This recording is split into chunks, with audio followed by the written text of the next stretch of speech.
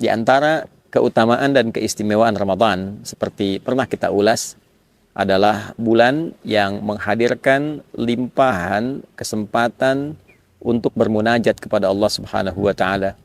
Di antara munajat itu dapat kita arahkan khusus untuk memohon ampunan Allah Subhanahu wa taala.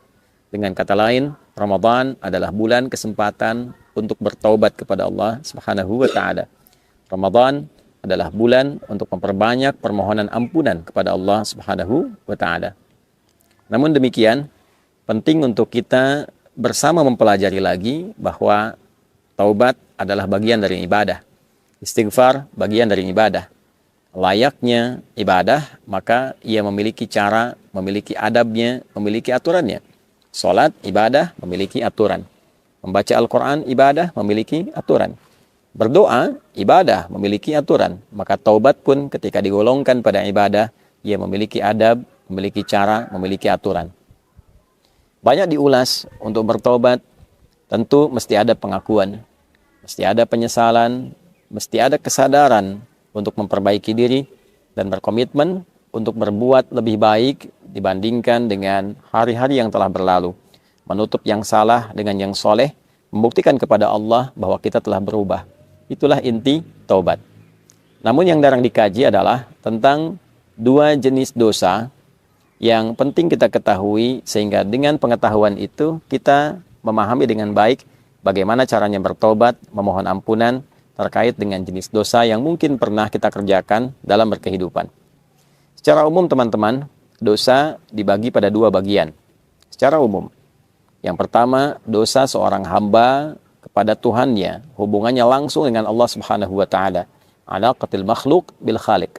Hubungan antara makhluk, yaitu kita semua yang tercipta, dengan Khalik, Allah Subhanahu wa taala yang menciptakan kita. Ada banyak perintah-perintah secara langsung dari Allah kepada kita, khususnya berupa perintah pengabdian, ibadah, kebertuhanan kita kepada Allah Subhanahu wa taala, yang kadang juga direspon dengan respon yang kurang baik atau bahkan ada yang tidak menunaikannya. Contoh, saat Allah perintahkan kita menunaikan sholat, maka ada sebagian hamba yang tidak mengindahkannya. Bahkan bukan hanya malas, dia tidak menunaikan sholat seperti yang Allah perintahkan. Tentu itu melahirkan dosa. Allah perintahkan dia untuk mengkaji Al-Quran, membaca Al-Quran, bahkan belum punya waktu yang cukup untuk sekedar membacanya.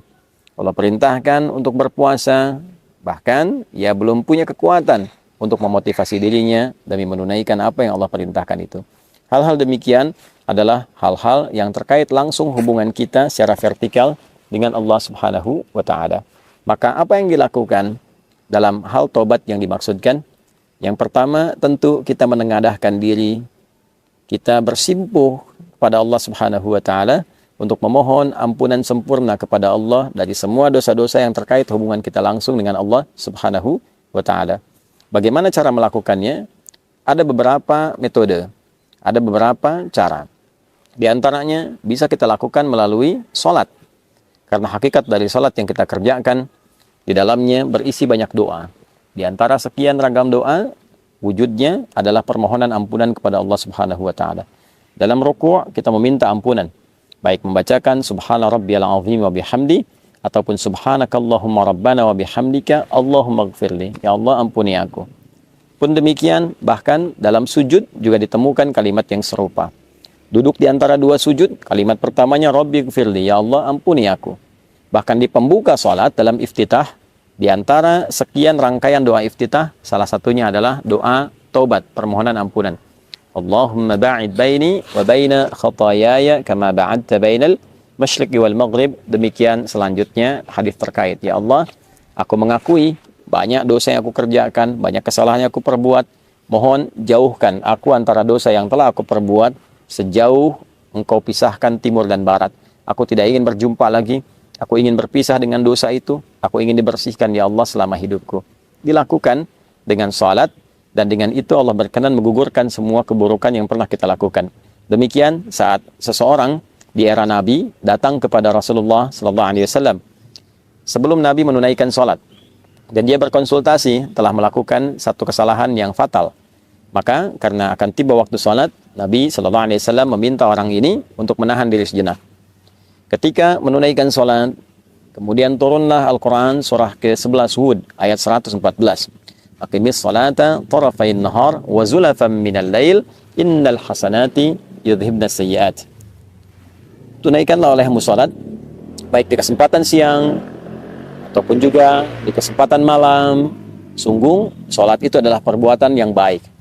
Sholat-sholat yang kau kerjakan, subuhkah, zuhurkah, asar, maghrib sampai isya, bahkan sholat-sholat sunnah itu adalah hal yang baik, bernilai pahala dan berpotensi menggugurkan dosa.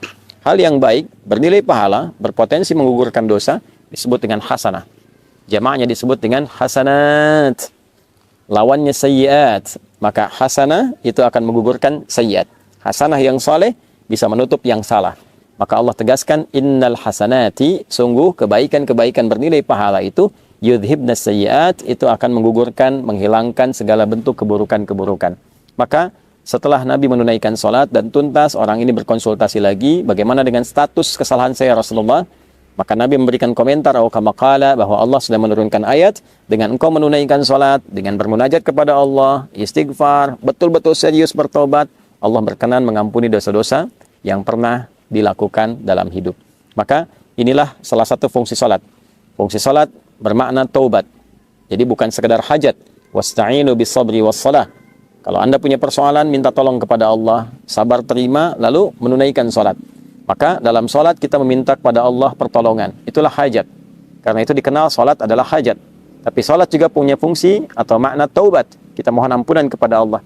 Dalam ruku taubat, dalam sujud taubat, perlama dalam sujud itu, dan mohonkan ampunan Allah, ingat-ingat kesalahan apa yang kita perbuat. Setelah itu, kita minta kebaikan-kebaikan, kita berdoa dengan cara yang benar dan cara yang baik.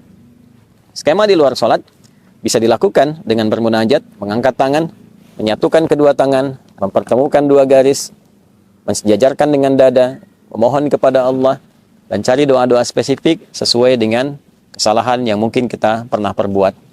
Bila ada yang pernah bertindak yang fatal, sampai dosa, mohon maaf, menghilangkan misalnya nyawa orang lain, ada zikirnya ditemukan dalam Al-Quran.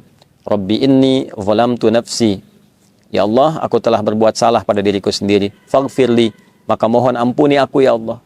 Aku menyadari aku salah, tapi aku juga memahami Engkau Maha Pengampun atas semua kesalahan yang pernah diperbuat oleh hamba-Mu. Maka Allah menjawab, faghfaralah. Maka Allah berkenan mengampuni dosa yang pernah ia perbuat. Itu adalah sanad atau ijazah doa yang bersumber atau berasal dari Nabi Musa alaihissalam. Ketika terjadi peristiwa yang tidak disengaja, Nabi Musa mengingatkan dengan menampar, tapi kekuatan yang diterima oleh pemuda yang kena tamparan itu menyebabkan dia meninggal. Maka refleks Nabi Musa kemudian memohon ampunan kepada Allah Subhanahu wa taala, ya karena ketidaksengajaannya, bukan dimaksudkan untuk menghilangkan nyawa atau dimaksudkan melukai orang lain. Maka yang paling penting bagi kita adalah ada sanad doa di dalamnya. Seorang Nabi, Rasul punya sifat maksum, dijaga oleh Allah. Dijaga, diperbaiki, diluruskan. Tentu ketika diizinkan perbuatan itu terjadi, salah satunya adalah untuk melestarikan doa bagi hamba yang bukan Nabi, bukan Rasul, dan melakukan kesalahan yang serupa. Ada lagi dosa-dosa yang cukup luar biasa fatalnya. Apakah terkait dengan 7 dosa besar misalnya? Ya, di dalamnya ada kemusyrikan, ada perzinaan, ada pembunuhan, dan lain sebagainya. Maka kita bisa temukan di Quran surah ke-39 misalnya, di ayat ke-53. Qul ya ibadiyalladzina asrafu ala anfusihim la taqnatu min rahmatillah. Duhai hamba-hambaku, Muhammad SAW viralkan, sampaikan kepada hamba-hambaku yang merasa dosanya begitu berlimpah, banyak, sampai akan menyimpulkan, ya Allah ini kayaknya udah nggak mungkin diampuni. Kata Allah, jangan bicara begitu. Sepanjang kau masih hidup, nyawamu belum sampai di kerongkongan, jangan putus asa dari kasih sayang dan rahmatku. Ya, jangan putus asa. Allah menyampaikan, jangan putus asa. Karena yang putus asa itu cuma setan. Ya, sepanjang kita masih hidup, selalu ada peluang. Jangan pernah dengarkan vonis manusia. Allah yang memutuskan, Allah yang memberikan solusi. Innallaha yaghfiru dzunuba jami'a. Allah menegaskan, aku ampuni semua dosamu kalau engkau mau datang serius bertobat. Ya. Dan ada juga zikir umum yang digambarkan dari beragam kesalahan, apa yang pernah kita perbuat, khususnya terkait dengan pelanggaran terhadap perintah Allah Subhanahu wa taala. Misal, pelanggaran-pelanggaran umum yang tadi disampaikan atau aspek lainnya. Maka zikir Nabi Adam bisa kita gunakan. Yang dilestarikan oleh Nabi Muhammad diajarkan pada kita. Rabbana zalamna anfusana wa illam taghfir lana wa tarhamna lanakunanna minal khasirin. Demikian ditegaskan di surah Al-A'raf itu. Itu diantara sekian yang bisa kita uraikan, bisa kita bacakan guna setidaknya harapan untuk menghilangkan dan juga menghapuskan kesalahan yang kita perbuat dengan seizin Allah Subhanahu wa taala. Namun demikian, ada dosa-dosa pula yang terkait dengan sifat adamiyah, hablu minan nas, al-bu'dal insanil ijtimai, aspek sosial. Ya, dengan teman, pernah menfitnah, pernah bikin hoax, ya, utang yang belum dibayar, ya tidak melahirkan dosa. Tapi ketika kadang-kadang berutang mudah, membayar utang tidak mudah, ya. Nah, seringkali ada provokasi dari setan dan itu diambil, justru terbalik. Alih-alih memberikan kemudahan kepada pemberi utang untuk membayar walau dengan mencicil. Nah, ini kadang-kadang muncul setan memprovokasi, malah membicarakan pemberi utang sendiri atau menyebarkan kekurangannya atau bahkan bersikap hal yang tidak baik. Ya, dia telah memberikan dengan sangat mudah, tapi ketika diminta justru yang keluar misalnya kata-kata kasar, ya, tidak dibayarkan, dalam saat yang sama justru menyebarkan aib atau membuat informasi yang salah, yang keliru, sehingga dengan tujuan ingin menutupi kesalahan yang pernah diperbuat. Ini sifat dosa adami, ya, dosa yang terkait dengan sifat kemanusiaan secara sosial. Artinya fitnah, artinya hoax, artinya sifat mencela, merendahkan orang lain. Maka cara tobatnya tidak hanya dicukupkan dengan minta ampun kepada Allah, tapi diharuskan meminta maaf kepada orang yang terzalimi. Ya, jika orang itu mengabaikan, maka ditutup hubungan kita dengan dia. Yang dimaksudkan begini, semisal ada orang mencela kita, lantas kita mengabaikan itu, kita biarkan, kita abaikan, ya, kita mintakan kepada Allah solusi kebaikan, saya tidak ingin menanggapi. Maka kita yang dicela itu oleh Allah akan ditutup hubungannya dengan orang tadi dalam hal memikirkan dia, dibuat seakan-akan tidak ada masalah. Tapi orang yang mencela tadi, ya, sebelum dia minta maaf kepada orang yang dicela, maka tetap akan tergantung keadaan taubatnya, tetap tergantung keadaan permohonan ampunannya kepada Allah sebelum dia meminta maaf kepada orang yang telah dicelanya itu. Nah, karena itu di bulan Ramadan, bulan baik, bulan permohonan ampunan, bulan taubat, kita mesti memahami skema ini. Tidak cukup dengan kita mengatakan, ya Allah ampuni saya, pada bagian yang kedua ini lantas selesai. Hubungan dia dengan Allah selesai, tapi dengan orang itu belum selesai. Ya, bagaimana faktor belum selesainya? Di hadits Muslim, riwayat sahabat Abu Hurairah radhiyallahu taala anhu, bila ini tidak diselesaikan di dunia, maka di akhirat bisa terjebak pada potensi kebangkrutan yang disebut dengan muflis, orang yang bangkrut karena pahala dia ditransferkan kepada orang yang pernah dizaliminya. Tu'khadhu hadza min hasanati wa hadza min hasanatihi. Dia berbuat salat, lantas dia mencela orang lain, maka pahala salatnya diberikan kepada orang yang dicela itu.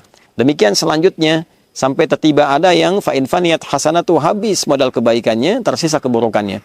Misal, pahala salat habis, baca Quran habis, tersisa pahala bikin hoax, ya, tentang orang lain. Maka dosa orang yang dihoaxkan itu dibicarakan, diturunkan martabatnya, diambil dosanya, ditimpakan kepada pembuat hoax itu. Fatuliha finnar, maka dicucilah dulu dia di neraka dari keburukan-keburukan yang pernah ia kerjakan itu.